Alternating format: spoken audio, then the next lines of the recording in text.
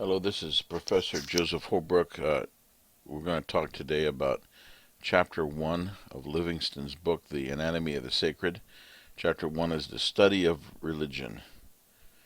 So the first thing we need to, there's some key words and names: propitiation, monotheism, polytheism, the genetic fallacy, ontology, and the ultimate concern, self-transcendence, and archetypes or archetypical.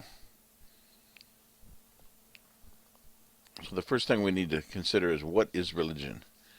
The evidence of Neanderthals and Cro-Magnons in the Paleolithic era represent the earliest members of our own species of Homo sapiens. From as long as 100,000, anywhere from 100,000 to 25,000 years ago, these humans practiced burial rites that included a belief in the afterlife.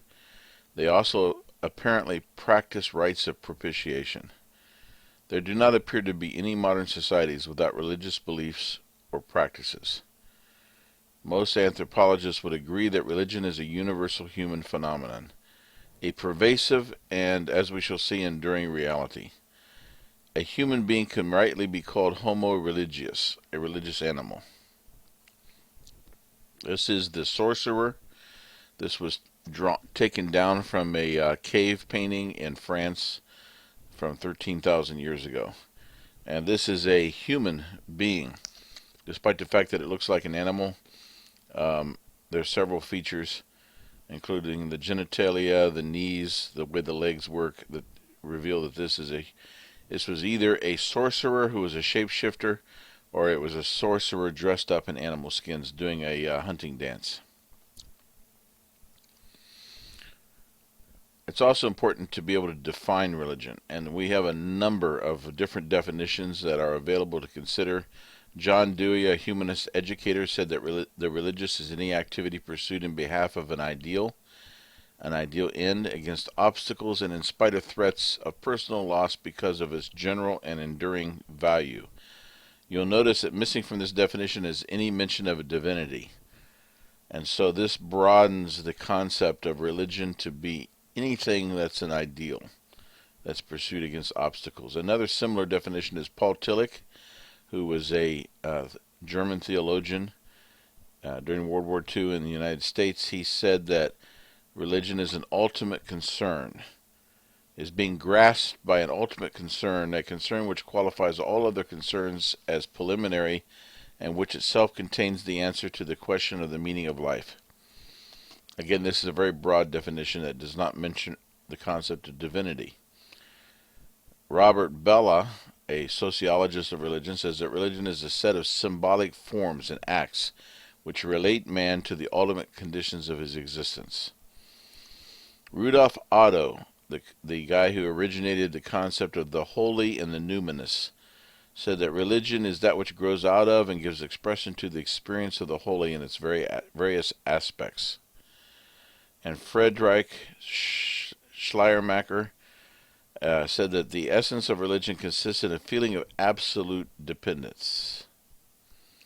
And then here's a couple of biased, negatively biased definitions. Sigmund Freud, no friend of religion, said that religion is comparable to a childhood neurosis. And Karl Marx, who's occasionally misunderstood in this area of religion, said in one passage that religion is the sigh of the oppressed creature. It is the opium of the people. Religion is only the illusory sun which revolves around man as long as he does not revolve around himself. Ludwig Wittgenstein said that religion can be similar to language games. It has been suggested that while religions may not share a discernible substantive essence, they, like languages or games, share a family of resemblances or certain structural similarities. What they share is a network of overlapping similarities. The genetic fallacy is the logical error of judging the nature, value, or truth of a religion based on a description or analysis of its origin or earliest expression. This would be the case with Sigmund Freud. dismissing religion as a childhood neurosis. That would be the genetic fallacy. Why define religion? A reason to pursue an adequate definition of religion is quite simply to avoid confusion and bias.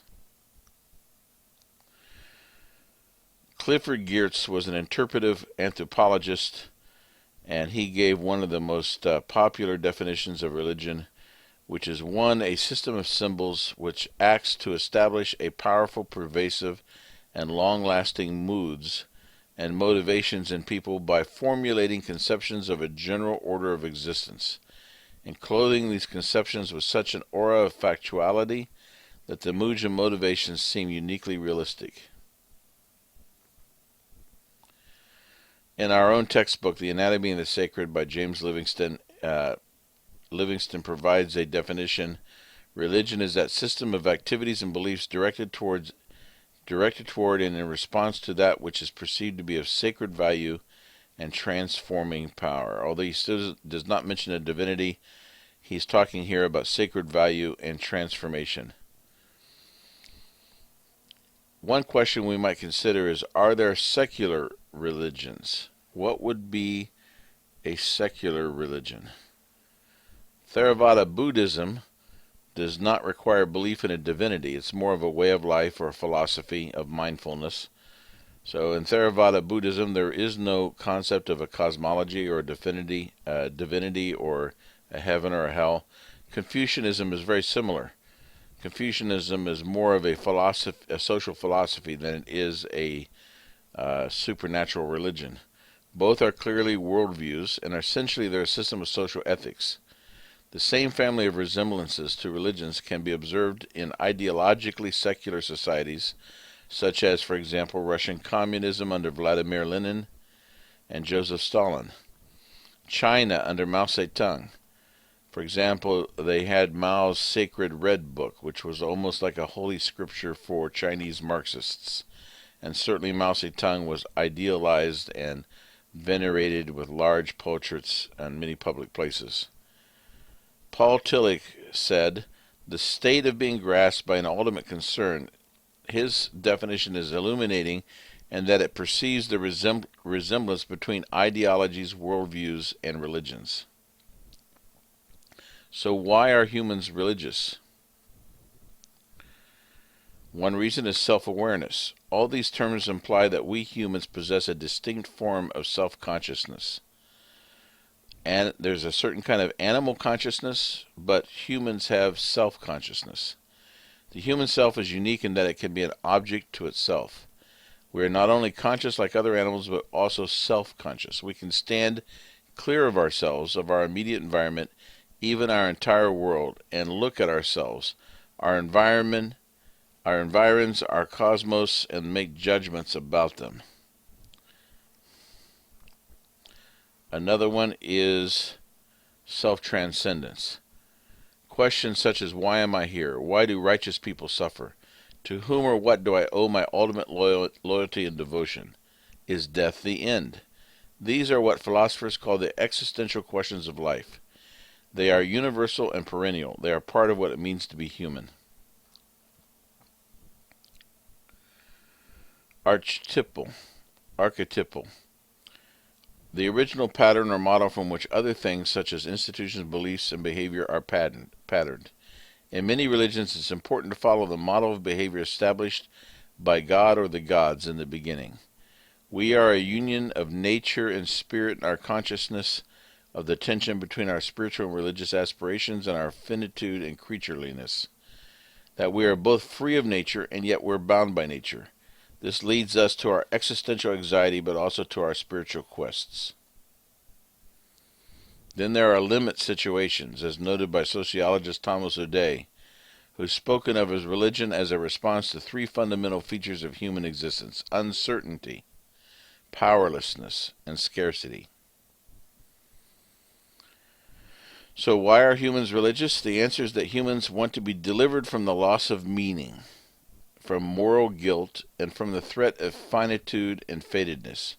Humans want to experience the joy and the moral animation accompanying the trust that we live in a spiritual world of moral meaning whose current leads not to death but to life and hope.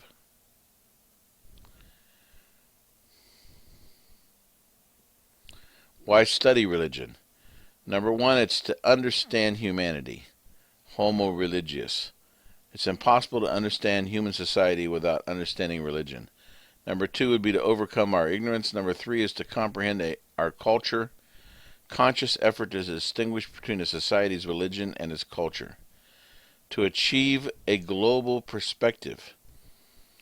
Number five is to help us formulate our own religious belief or philosophy of life. Socrates was right when he said that the unexamined life is not worth living. So this brings us to a critical self-examination. We're often hesitant to look at other faiths or to examine our own faith critically because we feel that in so doing we are being disloyal to our own deeply felt convictions. That is a natural and healthy reaction, and yet our beliefs are not worth very much if they cannot stand up to scrutiny. Our temptation today appears to be to fall either into an uncritical and slothful relativism or an uncritical and slothful dogmatism. To remain both committed and yet open to hold a critical faith takes real courage. The philosopher Nietzsche said that real courage is not the courage of our convictions, but the courage to examine our convictions. And so that, my friends, is the end of chapter 1, and we shall continue next week. Thank you.